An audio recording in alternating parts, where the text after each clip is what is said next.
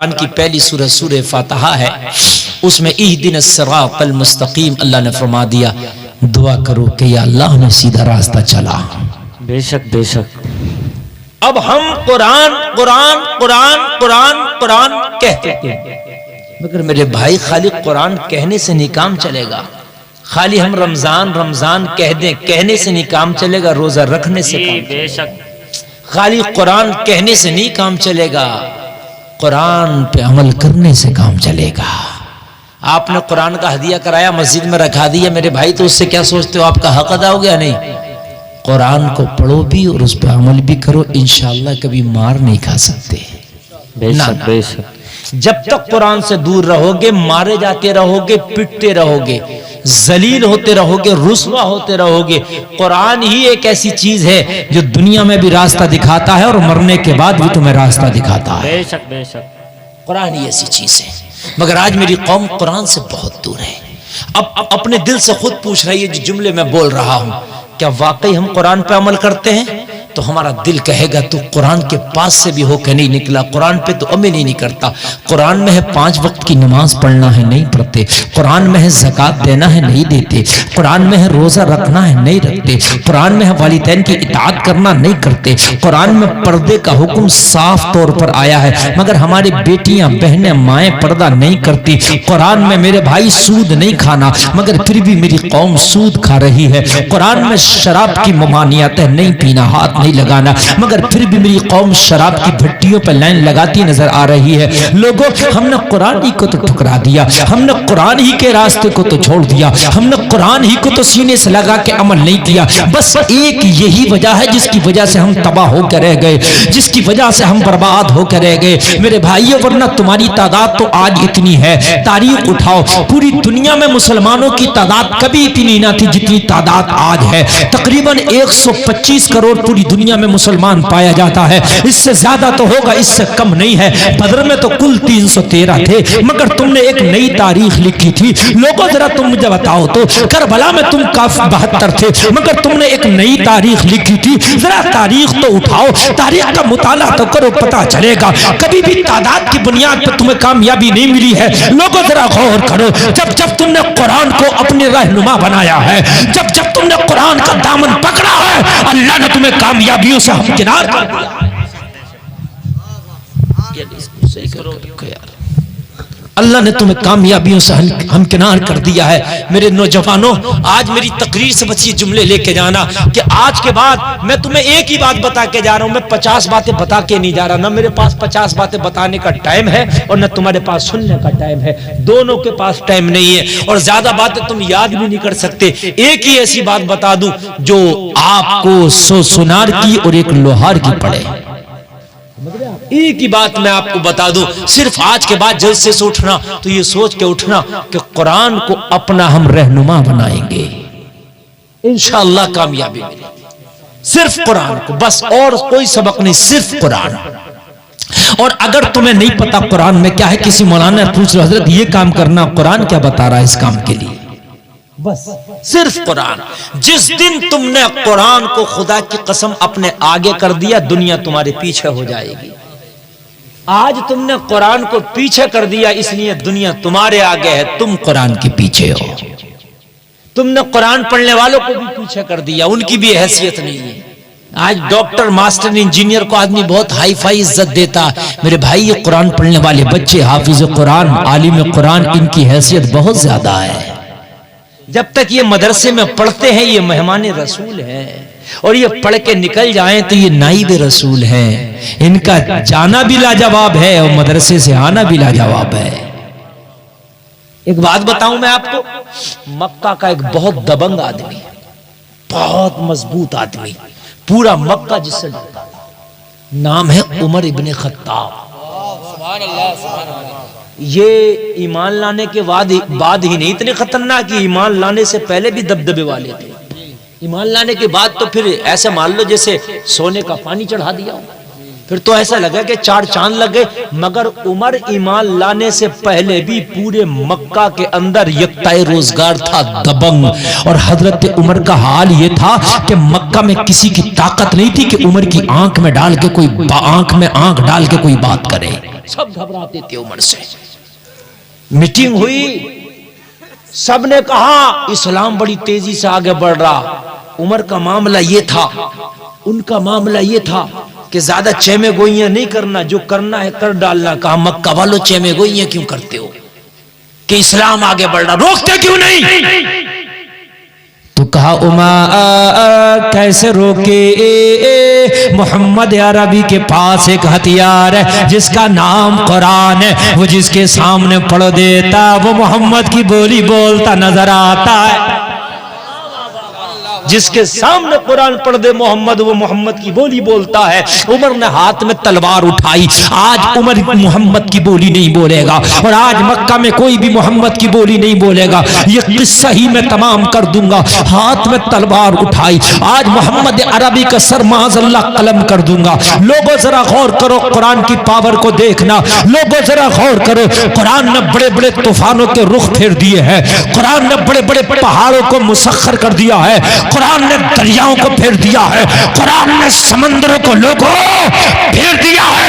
ذرا غور کر، تو نے قرآنی کو تو چھوڑ دیا جس کی وجہ سے برباد ہے. عمر ہاتھ میں تلوار لے کے نکلا. آج نبی کا مرڈر کروں گا، آج نبی کا سر کاٹوں گا. لوگوں تلوار لے کر جلال میں نکلے ہیں. کسی نے عمر کے ہاتھ میں تلوار دیکھی. مصطفیٰ کی بارگاہ میں حاضر ہوئے، عرض کرنے لگے یا رسول اللہ، آج مکہ کا دبنگ ہاتھ میں تلوار لے کے آپ کا طرف رک کر کے آ رہا ہے. یا رسول اللہ، میرے نبی نے مسکرا کے فرمایا گھبرانے کی ضرورت نہیں. اگر نیت اچھی ہے تو عمر کا استقبال ہوگا، اور اگر نیت خراب ہے تو عمر کا سر ہوگا اور عمر کی تلوار ہوگی. واہ واہ واہ، نعرہ تکبیر، نعرہ رسالت، مسلک اعلی حضرت، فیضان اعلی حضرت، نعرہ تکبیر، نعرہ رسالت.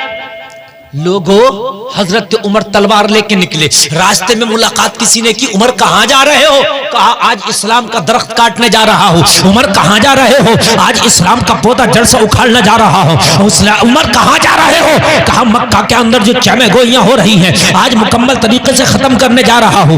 آج جو مکہ میں نیا دین آیا ہے، محمد نام کا کوئی شخص ہے، آج ان کا سر قلم کرنے کے لیے جا رہا ہوں. لوگوں ذرا غور کرو. کسی نے کہا تھا عمر، ارے محمد عربی کا سر بعد میں قلم کرنا. اسلام تو تیرے گھر میں آ گیا ہے. اپنے گھر کی تو خبر لے. اسلام تو تیرے گھر میں آ گیا ہے. کہا قرآن نے پورے مکہ کا جو ہے چین و سکون چھین لیا. جو بھی قرآن سنتا ہے وہ اپنے مذہب کو چھوڑ کے محمد عربی کا مذہب اپنا لیتا ہے. کہا عمر وہی تو قرآن ہے جو تیرے گھر تک پہنچ گیا. جسے تو روکنے چلا ہے وہ قرآن تیرے گھر تک پہنچ گیا. لوگوں تم قرآن کو آگے تو کرو. اتنی پاور ہے اس کے اندر، اتنی پاور ہے، یہ ہر جگہ تمہیں راستہ دکھائے گا. بے شک بے شک. پل صراط بڑا خطرناک راستہ، وہاں بھی انشاءاللہ یہ تمہیں راستہ دکھائے گا اور جنت میں لے کے جائے گا. مگر قرآن کا دامن پکڑو میرے بھائی. تم نے پکڑا نہیں. جتنی محبت تم نے دنیا میں بالی ووڈ سے کیا، ہالی ووڈ سے کیا، تم نے جتنی محبت دنیا سے کیا، کاش اس کی آدھی محبت بھی اگر قرآن سے کر لیتے نا تو قرآن تمہیں کامیاب قوم بنا کے چھوڑتا. عمر نے کہا کیا مطلب؟ کہا مطلب یہ ہے عمر، تیری بہن ایمان لے آئی ہے، قرآن پڑھتی ہے. تیری بہن ایمان لے آئی ہے، قرآن پڑھتی ہے. عمر نے کہا بہن قرآن پڑھتی ہے تو پہلے سر بہن کا کاٹوں گا. اب محمد عربی کا سر بعد میں، پہلے بہن کا سر کاٹوں گا. لوگوں ذرا غور کرو. عمر تلوار لے کے بہن کے گھر آئے. جیسے ہی دروازے سے اندر انٹر کیا، اندر داخل ہوئے تو بہن قرآن کی تلاوت کر رہی تھی. بولو نا یار سبحان اللہ. سبحان اللہ. بہن قرآن کی تلاوت کر رہی تھی. عمر نے بہن کو قرآن پڑھتے دیکھا، جلال میں آگے تلوار سوت کے بہن کی طرف بھاگے. بہن نے قرآن جس کی تلاوت کر رہی تھی روک دیا، اس نسخے کو چھپا دیا. لوگوں ذرا غور کرو. عمر آئے، کیا کر رہی تھی؟ کہا عمر جو میں کر رہی تھی وہ تیرے مطلب کا کام نہیں ہے. چونکہ عمر نے تو کلمہ نہیں پڑھا تھا نا. حضرت عمر جلالی شخص، بس بہن پہ ٹوٹ پڑے. لوگوں عمر جیسا جلالی شخص، عمر جیسا طاقتور شخص، پاورفل شخص، عمر جیسا پہلوان شخص بہن پہ ٹوٹ پڑا، اتنا مارا کہ بہن کے جسم سے خون نکلنے لگا۔ اللہ اکبر۔ سگی بہن کو عمر، اس لیے کہ عمر کا جلال بڑا خطرناک تھا، جلال آیا تو اب دیکھا ہی نہیں کہ بہن ہے، اتنا مارا۔ وہ قرآن کہ جس کو میں روکنے کے لیے نکلا ہوں تو پڑھ رہی ہے، جس کا میں گلا کاٹنے کے لیے نکلا ہوں تو فالو کر رہی ہے۔ لوگوں بہن نے کہا او بھائی ابھی تو جسم سے خون نکلا ہے، اگر اس جسم سے جان بھی چلی جائے تو تجھے قرآن نہیں دے سکتی ہو۔ ذرا بولو نا سبحان اللہ۔ ابھی تو خون نکلا ہے، اگر جان بھی نکل جائے، روح بھی نکل جائے تو تیرے ہاتھ میں قرآن نہیں دوں گی عمر۔ کہا کیوں؟ بھائی سے زیادہ محبت قرآن سے؟ کہا پورے سنسار سے زیادہ محبت قرآن سے۔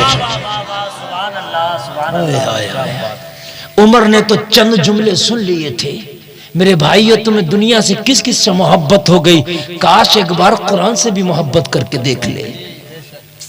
گلفام کا میدان محشر میں دامن پکڑ لینا، اگر تجھے کامیابی نہ ملے اس سے بڑی ضمانت نہیں دے کے جا سکتا۔ حقیقت ہے، قرآن کا دامن پکڑ لو، اور اگر دنیا اور آخرت میں کامیابی تمہیں نہ ملے تو میرا دامن میدان محشر میں پکڑ لینا اور چھوڑنا مت اللہ کی بارگاہ میں۔ میرا وعدہ، میرا ایمان ہے کہ قرآن کو اگر تو نے اپنی زندگی میں رہنما بنا لیا تو خدا کی قسم تیری زندگی چمکے گی۔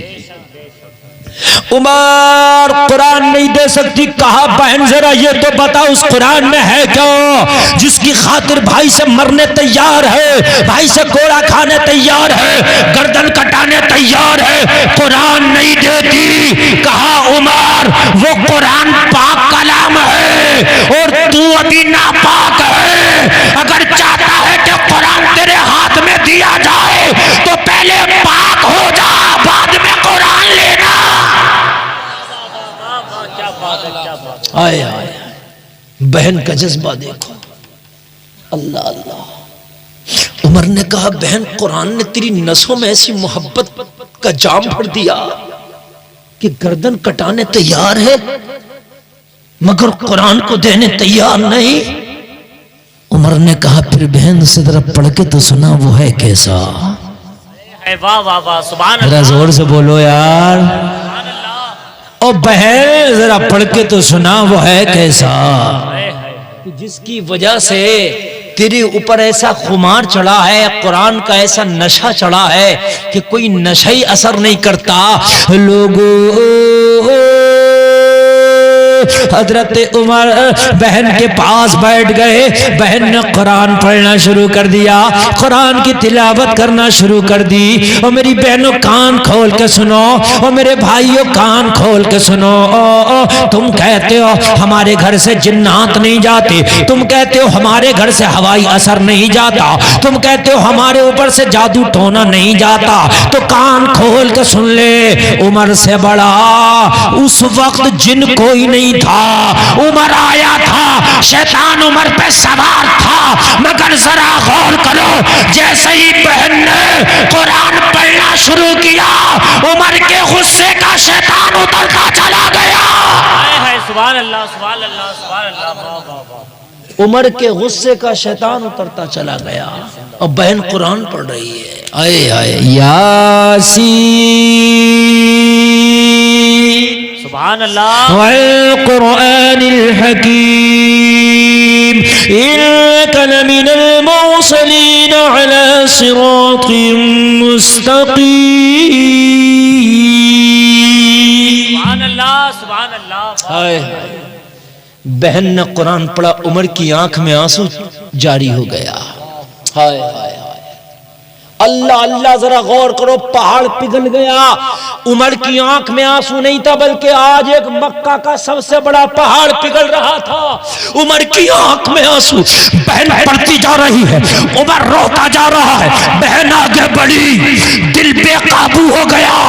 عمر نے کہا بہن اب تلاوت کو بند کر دے، آج میں نے قرآن کو سمجھ لیا ہے۔ آج میں نے قرآن کو سمجھ لیا ہے بہن، قرآن لاجواب ہے۔ اللہ اللہ، اب حضرت عمر کہہ رہے تھے او میری بہن، جب قرآن اتنا پیارا ہے تو قرآن لانے والا آمینہ کا لال کتنا پیارا ہوگا۔ واہ واہ واہ واہ، بے شک۔ ہائے ہائے ہائے، دل بے قرار، عمر تڑپ رہے ہیں۔ او لوگوں ذرا غور کرو، اب ذرا غور کرو، ابھی تو بہن کو کوڑا مار رہے تھے، ابھی تو بہن کو لہو لوہان کر دیا تھا۔ لوگوں، عمر پہ کسی ہتھیار کا کام نہیں چلا، بہن کا پیار کام نہیں آیا۔ بہن کا بھی پیار بڑا زبردست ہتھیار ہے، بہت زبردست ہتھیار ہے، مگر بہن کے پیار کا ہتھیار کام نہ آیا۔ کام نہیں ہے، بے شک۔ لوگوں، کسی کی پاور کا ہتھیار کام نہ آیا، کام آیا تو قرآن کا ہتھیار کام آیا۔ کیا بات ہے۔ ہائے ہائے ہائے، عمر سے زیادہ سخت معلوم ہے آپ کو آج کے زمانے میں کوئی نہیں ہو سکتا، اتنا سخت آدمی۔ مگر جب قرآن سامنے آیا تو پھر عمر نے اپنے آپ کو سرنڈر کر دیا۔